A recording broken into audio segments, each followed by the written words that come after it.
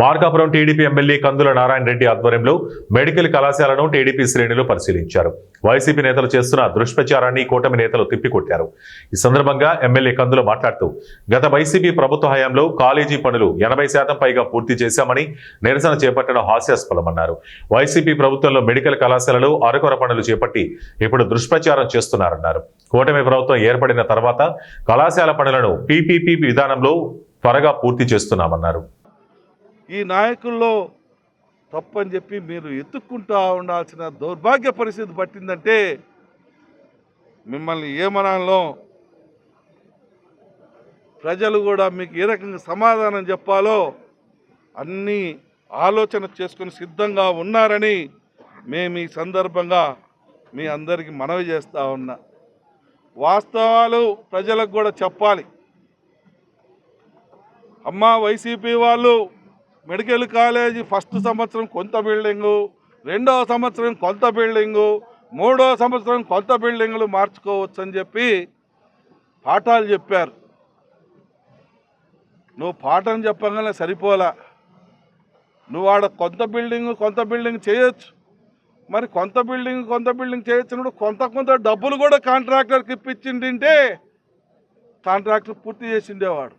Contractor నేను చేయలేని మొర్రో, మా కొంప కూల్చారు మొర్రో, 4 సంవత్సరాల పాటు మెడికల్ కాలేజీలో నాతోటి పనులు చేపించి నాకు కార్చింది 27 కోట్ల మొర్రో అని ఏడుస్తే మా ప్రభుత్వం వచ్చినాక 40 కోట్ల రూపాయలు మేము మళ్ళా తిరిగి ఆ కాంట్రాక్టర్ని చూసి జాలేసి డబ్బులు ఇచ్చాం. మీ మాదిరిగా కక్ష సాధింపులో పోలే. 25% బిలో ఉన్న కాంట్రాక్టులను రద్దు చేయలే. మీరు రద్దు చేశారు. ఈరోజు మార్కాపుకి నీళ్లు లేకుండా చేశారు తాగటానికి. మళ్ళా చివరికి మా నాయకుడు పవన్ కళ్యాణ్ గారు వచ్చి ఇంటింటికి మంచినీళ్ళ స్కీమ్ ద్వారా 1290 కోట్ల రూపాయలతోటి తిరిగి ఆ స్కీముని ప్రారంభించేదానికి శంకుస్థాపన చేసిపోయారు. మేము మీ మాదిరిగా ఇది తెలుగుదేశం వల్ల ప్రభుత్వము, తెలుగుదేశం వల్ల సంబంధించినటువంటి పని కాబట్టి దీన్ని చేయకూడదని పక్కన పెట్టలే. మీ మాదిరిగా అన్నా క్యాంటీన్లు రద్దు చేయలే. మేము ఏది మీరు చేసినటువంటి తప్పులు మీరు చేసినటువంటి పనులని ఏటిని రద్దు చేయలే, చేసుకుంటూ వస్తున్నాం. కాకపోతే ఆర్థిక పరిస్థితులను దృష్టిలో పెట్టుకొని, ఈ రాష్ట్ర ఆర్థిక పరిస్థితులను దృష్టిలో పెట్టుకొని ఒక్కొక్కటిగా చేసుకుంటూ వస్తూ ఉన్నాం. అందులో భాగంగానే ఈ మెడికల్ కాలేజ్ ఫస్ట్ ఇయర్ కొత్త బిల్డింగ్లు, సెకండ్ ఇయర్ కొత్త బిల్డింగ్లను కట్టచ్చు, చేయొచ్చు. కానీ ఒక రూపం రావాలా. పూర్తి కాకుండానే ఈ రకంగా బిల్డింగ్లు చూపించి స్టూడెంట్స్ని పంపమంటే స్టూడెంట్స్ వచ్చి చేస్తారయ్యా? కాలేజ్ అంటే ఎట్టుండాలా? కాలేజ్ అంటే ఈ రకంగా ఉండాలా. కాలేజీలు అంటే ఈ రకంగా ఉండాలా. 478 కోట్ల రూపాయలు టెండర్లు పాడినప్పుడు మీకు తెలియదా? టెండర్లు ఇచ్చినప్పుడు నువ్వు ఆ రోజు ఏమన్నా షెడ్యూల్లో 1% ప్రకారం ఇచ్చి పర్సెంటేజ్ ప్రకారం చేర్చుకుంటామని చెప్పావయ్యా? నువ్వు చెప్పింది ఏంటి? 18 నెలలు టైం ఇస్తున్నా, 478 కోట్లు నీకు గ్రాంట్ ఇస్తున్నా, నువ్వు పూర్తి చేయాలా బిల్లులు, నువ్వు వర్క్ పూర్తి చేయాలా, మేము కాలేజీ పెట్టుకోవాలన్నా.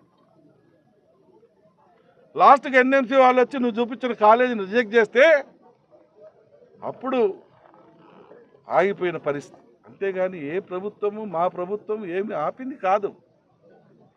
ఏదైతే నేషనల్ మెడికల్ కౌన్సిల్ రద్దు చేసిందో, క్యాన్సిల్ చేసిందో దానికి మేము పూర్తి చేసినాకనే చేద్దామన్న ఉద్దేశంతో ఈరోజు మళ్ళా పీపీపీ మోడ్లోకి తీసుకొని వస్తూ ఉన్నాం. ప్రజలు తమ దగ్గర ₹1 చేయరు. ప్రైవేట్ వాళ్ళు అయినంత మాత్రాన వాళ్ళకు వచ్చే, ప్రభుత్వానికి ప్రజలకు వచ్చే నష్టమేమీ లేదు. నువ్వు చూపించిన మార్గంలోనే పోతా ఉంది మెడికల్ కాలేజీ, నువ్వు చూపించిన మార్గంలో నడుస్తూ ఉంది. కాకపోతే డబ్బులు నువ్వు ఊడ్ చేసావు కాబట్టి మేము ప్రైవేట్కి సంబంధించిన వాళ్ళు పెట్టుబడులు పెట్టమని చెప్పి అడిగి కాంట్రాక్టర్లు ఎవరైనా వస్తే వాళ్ళ ద్వారా టెండర్ వేయించి పని చేపిస్తాం. ఈ రకంగా మేము మెడికల్ కాలేజీని ఈ ప్రాంత ప్రజలకు ఒక వరప్రసాదం లాంటి మెడికల్ కాలేజీని త్వరలో ప్రారంభించబోతా ఉన్నాం, త్వరలో పూర్తి చేయబోతా ఉన్నాం.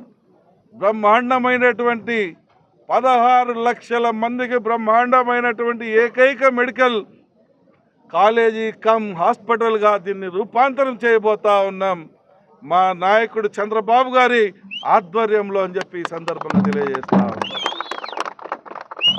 వెలుగొండ గురించి మాట్లాడతారు. సిగ్గుందా మీకు? సిగ్గు శరం ఉన్నవాడు మీ నోరు ఎత్తాడు వెలుగొండ గురించి. ఎంతకాలం మభ్య పెడతారా మీరు మమ్మల్ని? ఎంతకాలం మోసం చేస్తారా మా ప్రాంత ప్రజల్ని? ఎంతకాలం మా జీవితాలతో ఆడుకుంటారా మీరు? ఎన్ని రకాలుగా ఆడుకుంటారు మీరు? ప్రాజెక్టు పూర్తి కాకుండా